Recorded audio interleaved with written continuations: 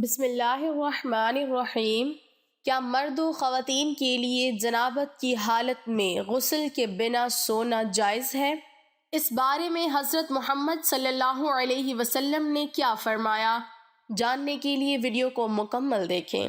ناظرین، کم علمی کی وجہ سے کچھ لوگ جنب حالت میں خود کو، اپنے کپڑوں کو، اپنے بستر کو ناپاک سمجھتے ہیں اور کھانے کو، کام کاج کو ہاتھ نہیں لگاتے جب تک کہ غسل نہ کر لیں، اور خواتین بھی بچوں وغیرہ کو دودھ پلانا، کھانے کو ہاتھ لگانا گناہ سمجھتی ہیں، یہ سوچ کر کہ وہ ناپاک ہیں۔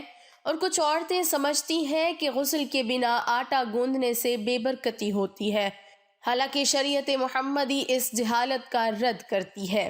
جنبی مرد یا عورت کے لیے صرف نماز، طواف اور مسجد میں ٹھہرنا حرام ہے، لیکن اس کے علاوہ باقی تمام کام کرنے جائز ہیں، لہٰذا مرد و عورت پر کوئی حرج نہیں کہ وہ جنبی حالت میں عام روٹین کے کام کاج کریں، کھانا تیار کر لے یا پھر گھر کے دوسرے کام کاج نپٹانے بھی جائز ہیں، اور اسی طرح ماں بچوں کو دودھ پلا سکتی ہے اور ان کی دیکھ بھال بھی کر سکتی ہے۔ اس پر کئی ایک دلائل موجود ہیں۔ حضرت حذیفہ رضی اللہ تعالی عنہ بیان کرتے ہیں کہ نبی کریم صلی اللہ علیہ وسلم ان سے ملے تو آپ صلی اللہ علیہ وسلم مسافے کے لیے ہاتھ پھیلاتے ہوئے ان کی طرف بڑھے تو حضرت حذیفہ رضی اللہ تعالی عنہ نے کہا، میں جنبی ہوں۔ اس پر آپ صلی اللہ علیہ وسلم نے فرمایا، مسلمان نجس نہیں ہوتا۔ ابو ہریرہ رضی اللہ تعالی عنہ بیان کرتے ہیں کہ نبی کریم صلی اللہ علیہ وسلم مدینہ کے ایک راستے میں مجھے ملے تو میں جنبی حالت میں تھا، اس لیے وہاں سے کھسک گیا اور جا کر غسل کیا، پھر نبی کریم صلی اللہ علیہ وسلم کے پاس واپس آیا تو نبی کریم صلی اللہ علیہ وسلم نے فرمایا، اے ابو ہریرہ کہاں تھے؟ حضرت ابو ہریرہ رضی اللہ تعالی عنہ کہتے ہیں، میں نے کہا میں جنبی تھا، اس لیے میں نے ناپسند کیا کہ ناپاکی کی حالت میں آپ کے ساتھ بیٹھوں۔ تو نبی کریم صلی اللہ علیہ وسلم فرمانے لگے، مسلمان ہرگز ناپاک نہیں ہوتا۔ حالت جنابت کی نجاست حکمی ہوتی ہے، حسی نہیں، لہٰذا جنبی حالت میں بیٹھنے سے جگہ نجس نہیں ہوتی، نہ ہی مصافحہ کرنے سے دوسرے کا ہاتھ ناپاک ہوتا ہے، نہ کھانا پکانے سے کھانا پلید ہوتا ہے۔ حافظ ابن حجر رحمۃ اللہ علیہ فتح الباری میں کہتے ہیں، اس حدیث میں اس بات کا جواز پایا جاتا ہے کہ غسل جنابت کو اس کے واجب ہونے کے اول وقت میں تاخیر کی جا سکتی ہے، اور اس کا بھی جواز ہے کہ جنبی شخص اپنی ضروریات پوری کر سکتا ہے۔ ام المومنین عائشہ صدیقہ رضی اللہ تعالی عنہا کہتی ہے کہ رسول اللہ صلی اللہ علیہ وسلم جنبی ہوتے اور پانی چھوئے بغیر سو جاتے، پھر اس کے بعد اٹھتے اور غسل فرماتے۔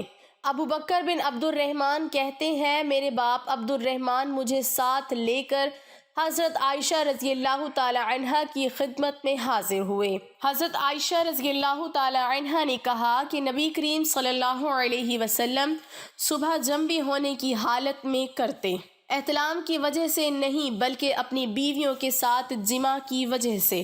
حضرت عائشہ صدیقہ رضی اللہ تعالی عنہ سے روایت ہے کہ رسول اللہ صلی اللہ علیہ وسلم جنابت کی حالت میں رات گزارتے، اتنے میں حضرت بلال رضی اللہ تعالی عنہ تشریف لاتے، نماز کے لیے اذان کہتے، آپ صلی اللہ علیہ وسلم کھڑے ہوتے اور غسل فرماتے، میں ان کے سر سے پانی گرتا ہوا دیکھ رہی ہوتی تھی کہ آپ صلی اللہ علیہ وسلم تشریف لے جاتے، کچھ دیر بعد مجھے آپ کی آواز نماز فجر سے سنائی دیتی۔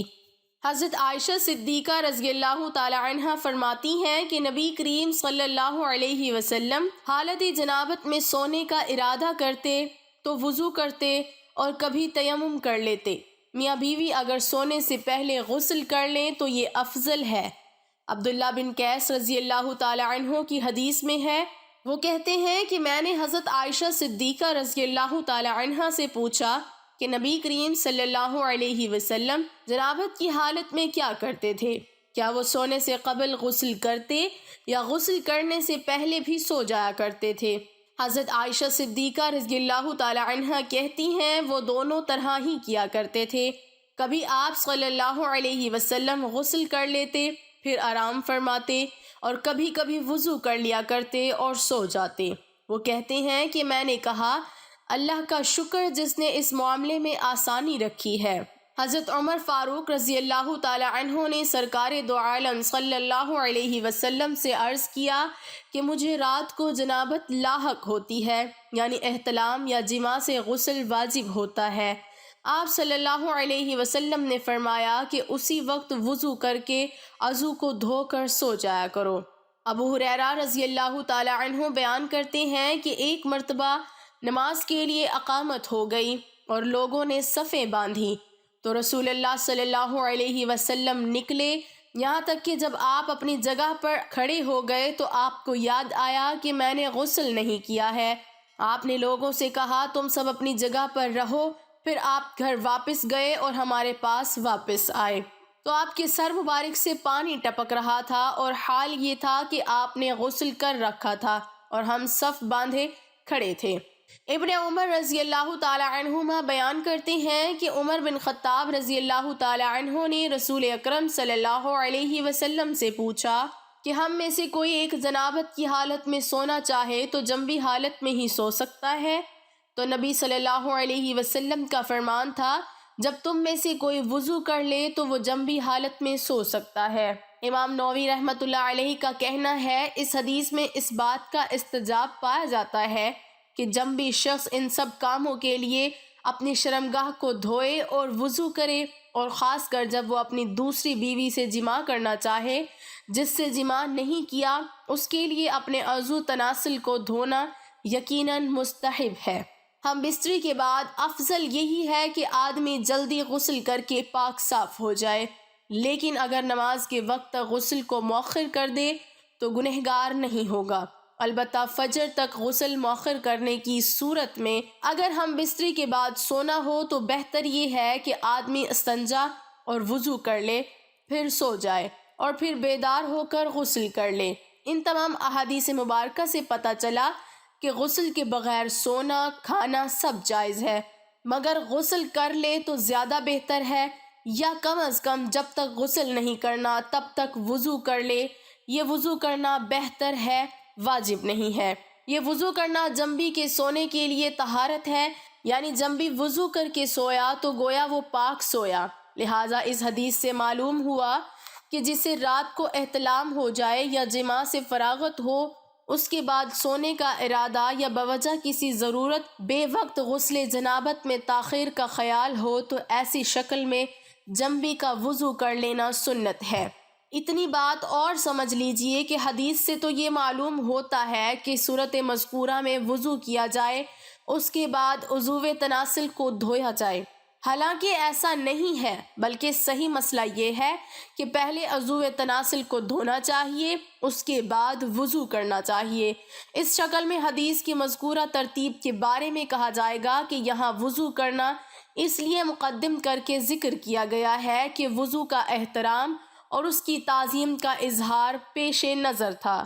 ناظرین، اللہ تعالیٰ کی ہم پر کتنے احسان ہیں کہ اس نے ہمارے لیے بہت سی آسانیاں پیدا کی ہیں۔ ہمیں ہر حال میں اللہ کا شکر ادا کرتے رہنا چاہیے۔ اللہ پاک ہمیں شکر ادا کرنے والوں میں شامل کرے، آمین۔ ناظرین، کمنٹ باکس میں ایک لائن حضرت عائشہ صدیقہ رضی اللہ تعالی عنہا کے بارے میں ضرور ٹائپ کریں۔